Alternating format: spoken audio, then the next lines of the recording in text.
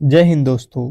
कैसे हो? आशा करता हूँ कि बहुत बहुत अच्छे होंगे। जैसे कि मैंने आप लोगों से कहा था कि जो है आरआरबी एनटीपीसी का जो है आप लोगों का एग्ज़ाम 18 मार्च को जिनका भी होने जा रहा है उनके लिए सुबह के 5 एएम पे स्पेशल ही क्लास आएगा। और मैं जो है अपने समय के अकॉर्डिंग हाजिर हूँ। और जो भी मेरे दोस्त यहाँ पे आज एग्ज़ाम देने जा रहे हैं तो आज का पेपर बिल्कुल ही आप लोगों के सामने ही समझ लो। और इस क्लास को करने के बाद से यदि आप एग्ज़ाम हॉल में जाओगे तो बहुत बहुत बड़ा बेनिफिट आप लोगों को होने वाला है। ये मैंने पहले भी कहा था कि सुबह के 5 एएम पे आप लोगों के 18 मार्च के लिए स्पेशल क्लास आएगा, जहाँ से आप लोग को बहुत बहुत ज़्यादा बड़ा बेनिफिट होने वाला है। तो आरआरबी एनटीपीसी ग्रेजुएट लेवल का जिनका भी एग्ज़ाम आज है, ठीक है, तो बिल्कुल इस क्लास को स्किप मत करिएगा। हर एक प्रश्नों को देख लो। और एक बार भी अगर आप सनसनी नज़रों से देख लेते हो, क्योंकि आपके तुरंत ही एग्ज़ाम हॉल में जाना है, तो मुझे लगता है कि आपके सामने जब ये प्रश्न आएँगे तो आप आसानी से कर लोगे, ठीक है। तो चलिएगा फटाफट से स्टार्ट करते हैं इस क्लास को। और क्लास को स्टार्ट करने से पहले एक छोटी सी रिक्वेस्ट है आप लोगों से, जो भी मेरे दोस्त मेरे क्लास को देख रहे हैं, बिल्कुल ही आप लोग क्लास को लाइक कर लो और चैनल को सब्सक्राइब कर लो। क्योंकि देखिए सुबह के 5 एम पे जैसे आप लोगों से मैंने कहा था वैसे मैं हाजिर हूँ। तो आपको भी दायित्व तो बनता है कि कोई सुबह के 5 एम पे अगर आपका एग्ज़ाम है और आपके लिए कोई इतना मेहनत किया हुआ है, तो आपका भी दायित्व तो बनता है कि इस क्लास को लाइक ज़रूर करें, शेयर कर दें। और चैनल पे नए आए हैं तो चैनल को सब्सक्राइब करके रखें, ताकि हर एक छोटी-बड़ी अपडेट जो है आपको सबसे पहले इसी चैनल पे मिलता रहेगा। अब चलिएगा फटाफट से क्लास को स्टार्ट करते हैं।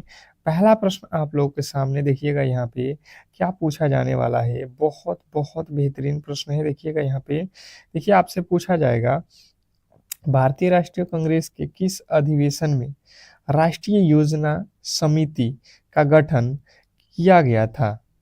आपसे पूछा जा रहा है कि भारतीय राष्ट्रीय कांग्रेस के किस अधिवेशन में राष्ट्रीय योजना समिति का गठन किया गया था। आपको बताना है। आपके ऑप्शन जो है आप लोगों के सामने है। अगर आपको ये प्रश्न का उत्तर मालूम है तो आप मुझे कमेंट बॉक्स में ज़रूर बताते चलिए, ठीक है? ताकि एक आप लोगों का जो डर है ये भी निकल जाएगा, ठीक है? तो ये आप लोग को याद रखना है। हरिपुरा अधिवेशन 1938 आप लोग को याद रखना है, ऑप्शन नंबर ए। जिन्होंने ए को चुना है उनके बिल्कुल राइट उत्तर है। आपको बिल्कुल कम समय में सारे प्रश्न करा देंगे। एक बार आप सनसनी नजरों से इस क्लास को अंत तक देख लो, ठीक है? संविधान के किस अनुच्छेद के तहत अंतर्राष्ट्रीय परिषद के गठन का जो है प्रावधान है, और इसकी जो है स्थापना पहली बार कब हुई थी? Question number 2। दूसरे नंबर प्रश्न के राइट उत्तर बताएंगे सभी लोग। क्वेश्चन नंबर दूसरे का राइट उत्तर बताने की कोशिश कीजिए सभी लोग कि क्या होने वाला है। तो जो भी मेरे दोस्त यहाँ पे बता रहे हैं दूसरे नंबर प्रश्न के जो राइट उत्तर है आप लोगों का, क्वेश्चन नंबर दूसरे का राइट उत्तर जो भी मेरे दोस्त बता रहे हैं, आर्टिकल 263 1990, ऑप्शन नंबर ए जो है आप लोगों का बिल्कुल राइट उत्तर है। ऑप्शन नंबर ए आपको याद रखना है। अगला प्रश्न आपसे पूछा जाएगा, लॉरेंज वक्र और गिनी गुणांक अर्थशास्त्र में मुख्य रूप से क्या मापने के लिए उपयोग किया जाता है?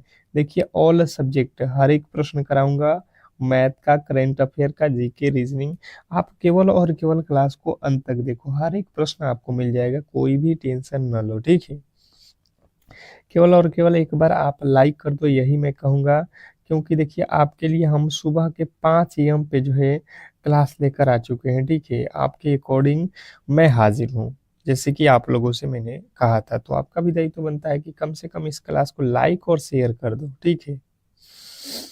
तो आप लोगों को यहाँ पे याद रखना है तीसरे नंबर प्रश्न के राइट उत्तर जो है आय की असमानता, ऑप्शन नंबर सी जो है आपके बिल्कुल राइट उत्तर है। अगला प्रश्न आपके सामने है, वह कौन सा एकमात्र जो है वायसराय था जिसकी जो है हत्या उसके जो है कार्यकाल के दौरान भारत में हुई थी? क्वेश्चन नंबर आपके सामने चौथा है, वह कौन सा एकमात्र वायसराय था जिसकी जो है हत्या उसके कार्यकाल के दौरान भारत में हुई थी? क्वेश्चन नंबर चौथे का राइट उत्तर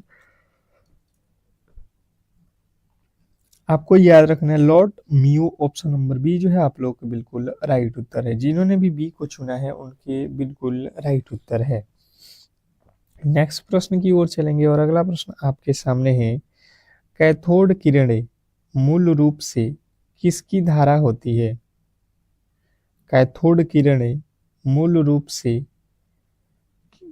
किसकी धारा होती है, ये आप लोगों से पूछा गया है क्वेश्चन नंबर 5। पांचवें नंबर प्रश्न का राइट उत्तर आपको याद रखना है कि जो कैथोड किरणें होती हैं ये आप लोगों को याद रखना है कि ये इलेक्ट्रॉन की धारा होती है। इलेक्ट्रॉन की मुख्य धारा ऑप्शन नंबर सी जो है आप लोगों को याद रखना है, इलेक्ट्रॉन।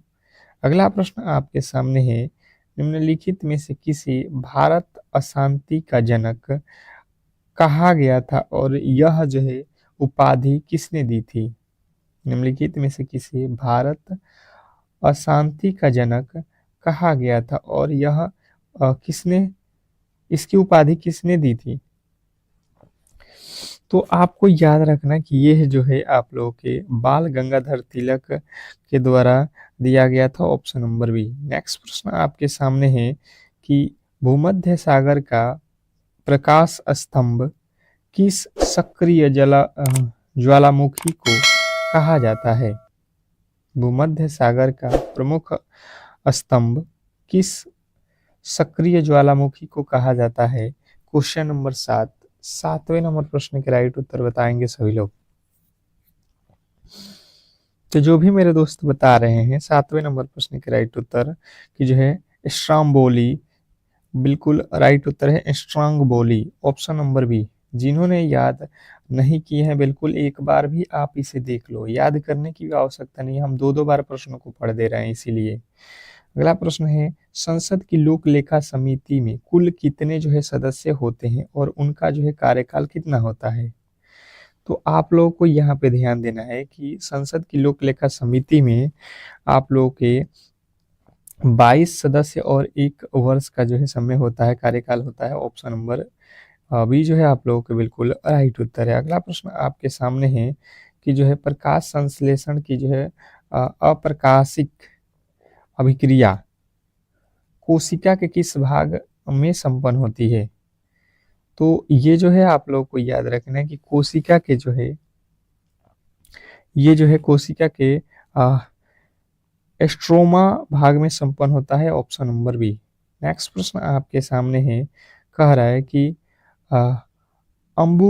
अम्बुक्त माल्यद महाकाव्य की रचना विजयनगर के किस जो है शासक ने की थी और यह किस भाषा में है? Question number 10। 10वें नंबर प्रश्न के राइट उत्तर आपको याद रखना है कृष्ण देव राय और ये भाषा जो है तेलुगु है, ऑप्शन नंबर बी। नेक्स्ट प्रश्न आपके सामने है, देखिएगा यहाँ पे कह रहा है कि जनवरी 2026 में संपन्न हुई 9वें जो है एशियाई शीतकालीन खेलों का जो है आयोजन कहाँ किया गया था? देखिए आप लोगों से फिर कह रहा हूँ कि आप क्लास को अंत तक देख लो एक बार, ठीक है, और एग्जाम हॉल में चल जाओ, बहुत बहुत बड़ा बेनिफिट होगा और बहुत बड़ा स्कोर होगा आपका, ठीक है। तो यहाँ पे जो है आप लोगों को याद रखना है करेंट अफेयर की ये प्रश्न है, ये कहाँ हुआ है?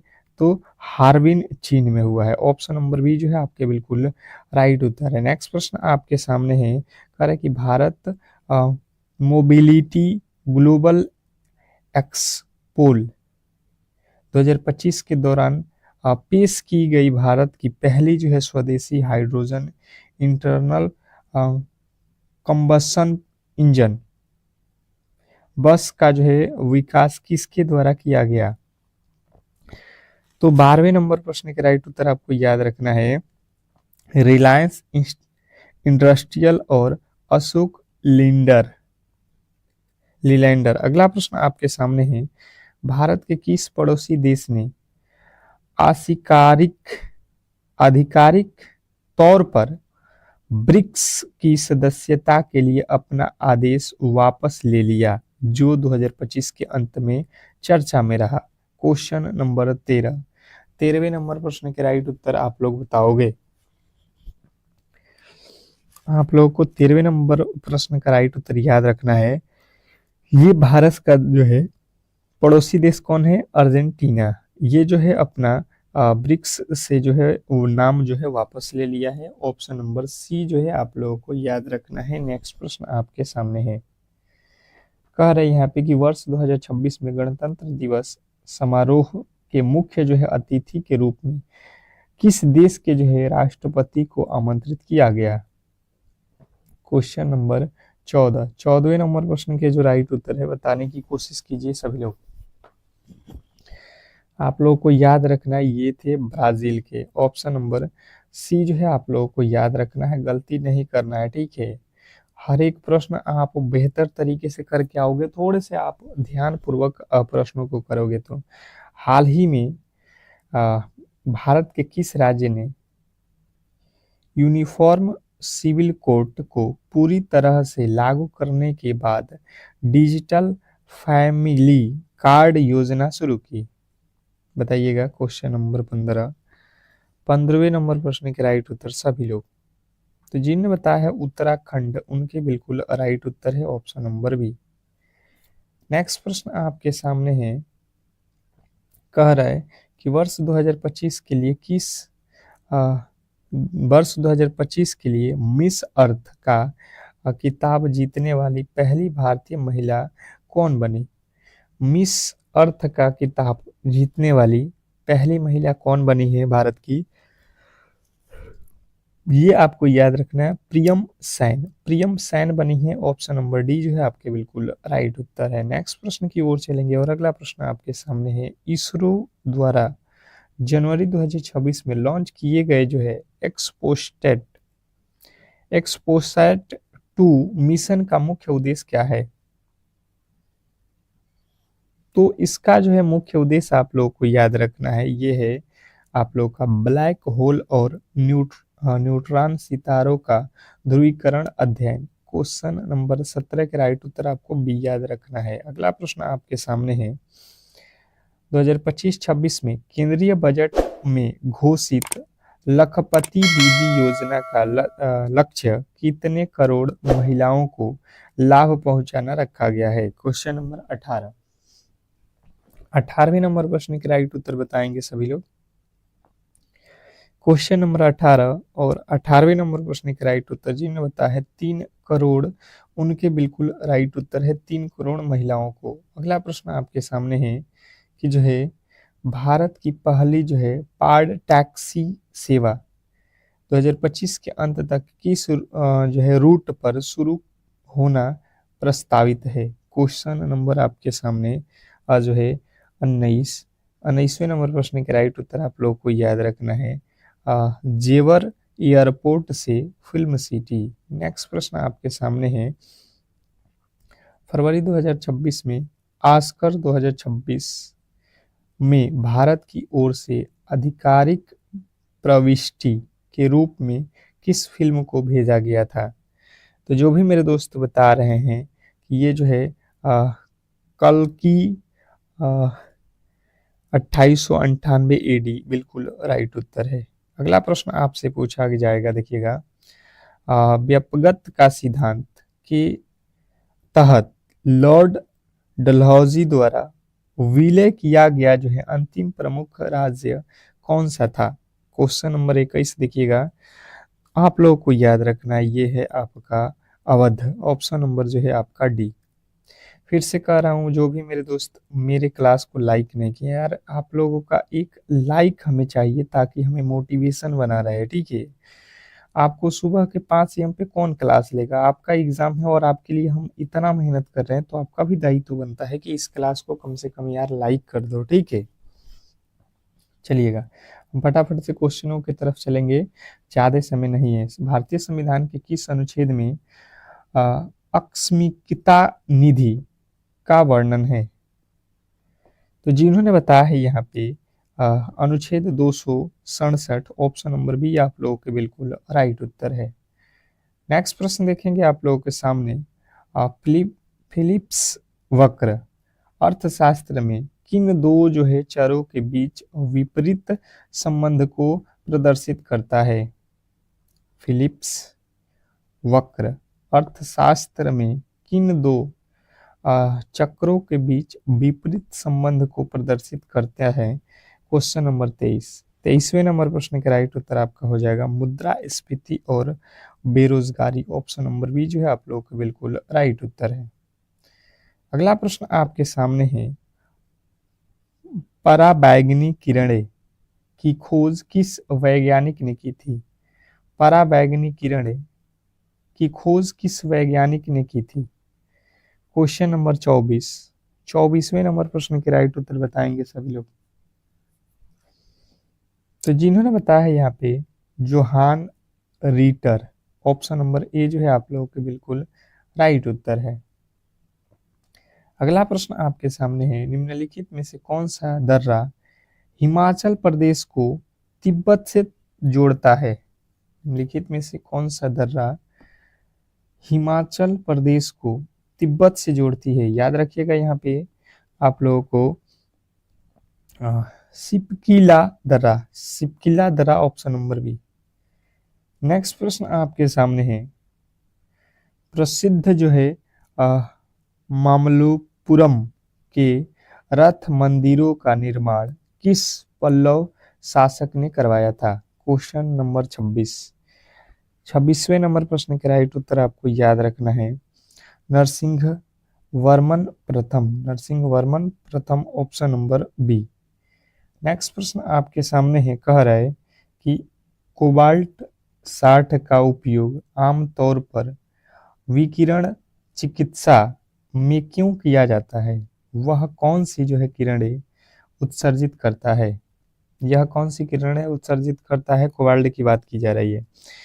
तो आप लोग को याद रखना है गामा किरणें। ऑप्शन नंबर सी जो है आपके बिल्कुल राइट उत्तर है। नेक्स्ट प्रश्न की ओर चलेंगे और अगला प्रश्न आपके सामने है, विश्व व्यापार संगठन के ट्रिप्स समझौते का मुख्य उद्देश्य क्या है? क्वेश्चन नंबर 28वें नंबर प्रश्न के राइट उत्तर आपको याद रखना है। यहाँ पे 28वें नंबर प्रश्न के राइट उत्तर आपको याद रखना है कि ये है आप लोगों को बौद्धिक संपदा अधिकारों का संरक्षण। ऑप्शन नंबर बी जो है आपके बिल्कुल राइट उत्तर है। नेक्स्ट प्रश्न आपके सामने है, सिंधु जल समझौते के तहत भारत को किन 3 नदियों के पानी का जो है पूर्ण अधिकार दिया गया है? क्वेश्चन नंबर 29वें नंबर प्रश्न के राइट उत्तर बताएंगे सभी लोग। क्वेश्चन नंबर 29 जिन्होंने बताया है यहाँ पे कि जो है रावी और ब्यास और सतलुज, उनका बिल्कुल राइट उत्तर है ऑप्शन नंबर बी। नेक्स्ट प्रश्न आपके सामने है, कोशिका के अंदर सुसाइड बैग किसे कहा जाता है? कोशिका के अंदर सुसाइड बैग किसे कहा जाता है? तो जिन्होंने बताया है लाइसोसोम, उनके बिल्कुल राइट उत्तर है option number B lysosome. Next प्रश्न आपके सामने है, वर्नाकुलर प्रेस एक्ट को किस वायसराय ने निरस्त किया था? वर्नाकुलर प्रेस एक्ट को किस वायसराय ने निरस्त किया था? क्वेश्चन नंबर 31वें नंबर प्रश्न का राइट उत्तर आपको याद रखना है लॉर्ड रिपन ने। Lord Ripon option number B आपके बिल्कुल राइट उत्तर है। नेक्स्ट प्रश्न की ओर चलेंगे और अगला प्रश्न है, पृथ्वी के वायुमंडल की किस परत में ओजोन परत पाई जाती है जो पराबैंगनी किरणों को रोकती है? क्वेश्चन नंबर आपके सामने जो है 32वें नंबर प्रश्न का राइट उत्तर आप लोग को याद रखना है समताप मंडल। ऑप्शन नंबर जो है बी, ऑप्शन नंबर बी समताप मंडल। नेक्स्ट प्रश्न आपके सामने है, भारत का नियंत्रक एवं महालेखा परीक्षक अपनी ऑडिट रिपोर्ट किसे सौंपता है? क्वेश्चन नंबर 33वें नंबर प्रश्न का राइट उत्तर आपको याद रखना है, ये जो है राष्ट्रपति को सौंपता है। नेक्स्ट प्रश्न आपके सामने है, अद्वैतवाद के सिद्धांत का प्रतिपादक किसने किया था? अद्वैतवाद के सिद्धांत का प्रतिपादक किसने किया था? आप लोग को याद रखना है Adi Shankaracharya, option number B. Next प्रश्न आपके सामने है कि जो है गुलबदन बेगम ने हुमायूंनामा की रचना किसके अनुरोध पर किया था? गुलबदन बेगम ने हुमायूंनामा की रचना किसके अनुरोध पर किया था?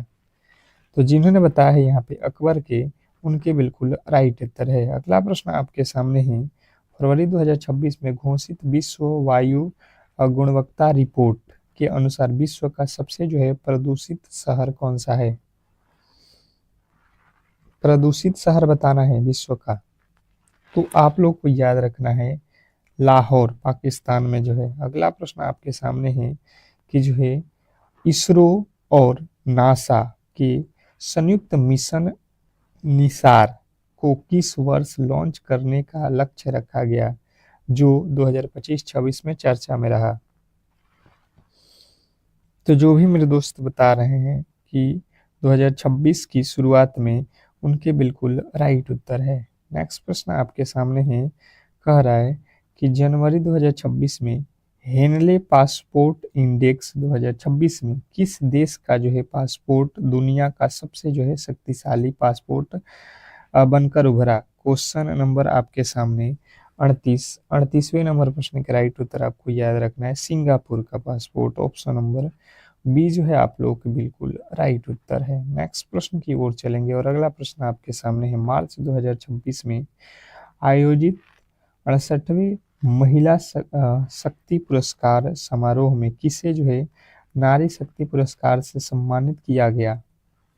क्वेश्चन नंबर 39वें नंबर प्रश्न का राइट उत्तर आपको याद रखना है चामी मुर्मुर, शाबी मुर्मुर। अगला प्रश्न आपके सामने है, वर्ष 2025-26 के लिए G20 की अध्यक्षता वर्तमान में किस देश के पास है? तो ये जो है आप लोग को याद रखना है 25-26 के लिए, ये है दक्षिण अफ्रीका। ऑप्शन नंबर सी आप लोगों को याद रखना है, ठीक है। नेक्स्ट प्रश्न की ओर चलेंगे और अगला प्रश्न देखिएगा यहाँ पे आ चुका है आप लोगों के सामने, मैथ का प्रश्न। फिर से कह रहा हूँ कि जो भी मेरे दोस्त यार क्लास को लाइक नहीं किए हो, तो सुबह में आपके लिए, इतना सुबह में क्लास अगर कोई करा रहा है तो आपको थोड़ा सा भी इसका सपोर्ट बिल्कुल मिलना चाहिए, और कम से कम इस क्लास पे 500 लाइक तो होना ही चाहिए, ठीक है। सभी लोगों से रिक्वेस्ट करेंगे कि जो भी मेरे दोस्त देख रहे हो क्लास को कम से कम लाइक कर दो, ठीक है, और चैनल को सब्सक्राइब करके रखो, क्योंकि आप लोगों को हर एक छोटी बड़ी इंफॉर्मेशन सबसे पहले इसी चैनल पे मिलेगा। देखिए यहाँ पे बोला गया है एक ठोस गोले की त्रिज्या 9 सेमी है, इसके पिघलाकर जो है 0.6 सेमी त्रिज्या वाले कितनी छोटे गोले बनाई जा सकती है। मैंने आप लोगों को इस टाइप के प्रश्न बार बार बताया है कि क्षेत्रमिति में पूछा जा रहा है, ठीक है। और ऐसे प्रश्नों को आप किस प्रकार सॉल्व करोगे? सबसे पहले देखो, एक बड़ा गोला है तो गोले का आयतन निकालना पड़ेगा 4/3 पाई आर क्यूब। यहाँ पे बड़ा आर लिख लो क्योंकि बड़ा गोला है, फिर लिखो छोटे गोला, उसमें बड़ा गोला में छोटा बनाना है, तो यानी कि छोटा वाला का जो आयतन होगा उससे हमको क्या करना पड़ेगा, भाग देना पड़ेगा। तो यहाँ पे 4/3 और पाई आर क्यूब, यहाँ पे भाग दे दो, 4/3 से 4/3, पाई से पाई कट जाएगा। यहाँ पे आर क्यूब, आर का वैल्यू 9 सेमी है तो 9 का क्यूब कर दो, यानी 9 गुणे 9, 3 बार हो जाएगा। फिर आर का वैल्यू यहाँ पे दिया है 0.6, तो 0.6 को कितना बार लिखना पड़ेगा, यहाँ पे आप लोगों को लिखना पड़ेगा 3 बार। अब यहाँ पे भाग दे दो, भाग दे दो, आपको क्या मिलेगा यहाँ पे पॉइंट हटा दोगे, यहाँ पे एक एक जीरो बढ़ा लोगे, 15 छक्का 90, फिर 15 छक्का 90, फिर 15 छक्का 90, यहाँ पे 15 15 आया हुआ है, तो 15 का क्यूब कितना होता है, 15 का क्यूब कितना होता है 3375 जो है छोटे छोटे जो है गोले बनेंगे, ठीक है, बड़े वाले में।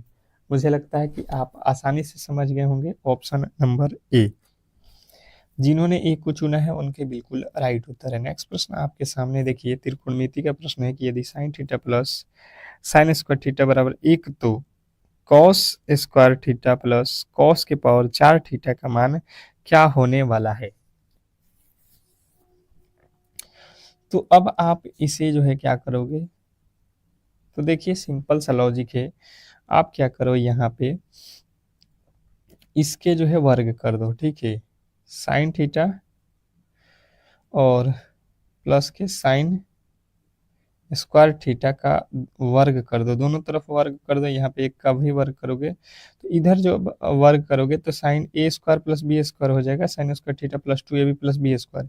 ये साइन में ही आएगा, पर कॉस में चेंज करना है तो फिर साइन का वैल्यू साइन स्क्वायर थीटा बराबर क्या होता है 1 माइनस कॉस स्क्वायर थीटा करना पड़ेगा। तो जब यहाँ पे करोगे तो 1 से 1 कट जाएगा, केवल बचेगा इधर कॉस स्क्वायर थीटा और इधर जो है कॉस के पावर 4 थीटा बराबर 1 का स्क्वायर क्या होता है 1 होता है,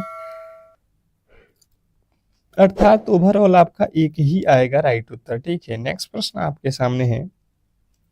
नेक्स्ट प्रश्न आपके सामने है कि 20,000 रुपया पर 2 वर्षों के लिए 10% वार्षिक ब्याज के दर से चक्रवृद्धि ब्याज और साधारण ब्याज के बीच का अंतर। ये बहुत बहुत इंपॉर्टेंट है और हर एक शिफ्टों में प्रश्न पूछा जा रहा है। साधारण ब्याज और चक्रवृद्धि ब्याज के अंतर वाला फॉर्मूला मैंने आप लोग को बता दिया है। अंतर बराबर क्या होता है P गुणे R बटा 100 गुणे R बटा 100। ये मैंने आप लोगों को फॉर्मूला बार बार कह रहा हूँ कि याद रखो। P का वैल्यू कितना दिया है 20,000,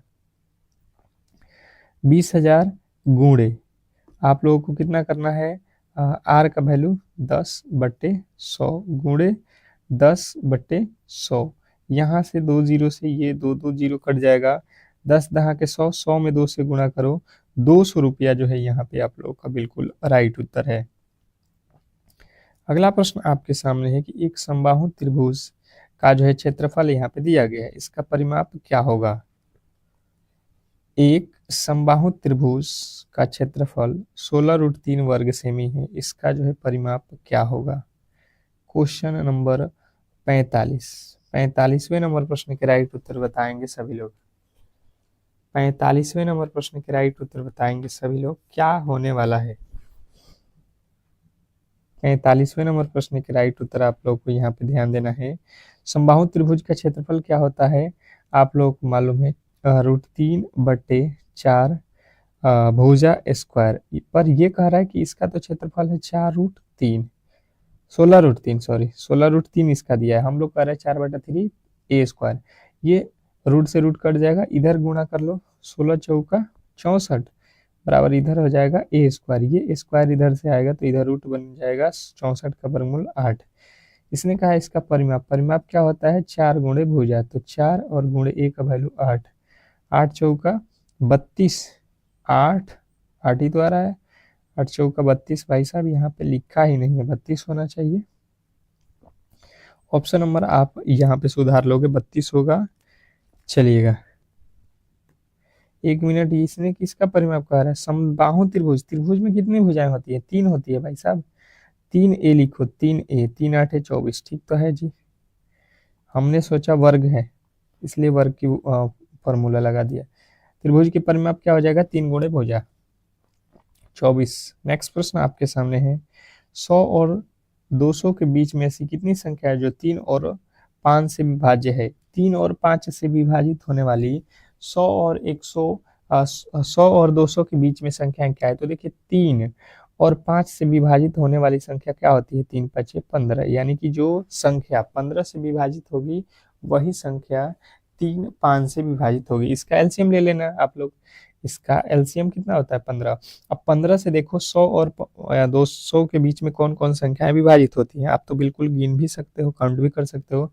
15 7 105, 15 8 120, 15 9 135, 15 10 150 और 15 में 135 165, फिर 180, फिर 195। आप देख लो 3 2 5 और 2 7, टोटल संख्याएं कितनी हुई 7 संख्याएं। आसान था, आप आसानी से कर सकते हो, इसमें कोई भी दिक्कत नहीं होने वाला है। ठीक है,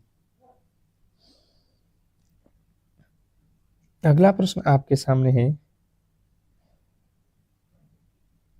कह रहा है यहाँ पे कि जो है 2 पाइप एक्स और वाई एक टंकी को क्रमशः इतना मिनट में भर सकते हैं। यदि दोनों पाइप को एक साथ खोल दिया जाए तो वाई को कितने समय बाद बंद कर दिया जाए, बंद कर देना चाहिए ताकि टंकी 18 मिनट में भर जाए।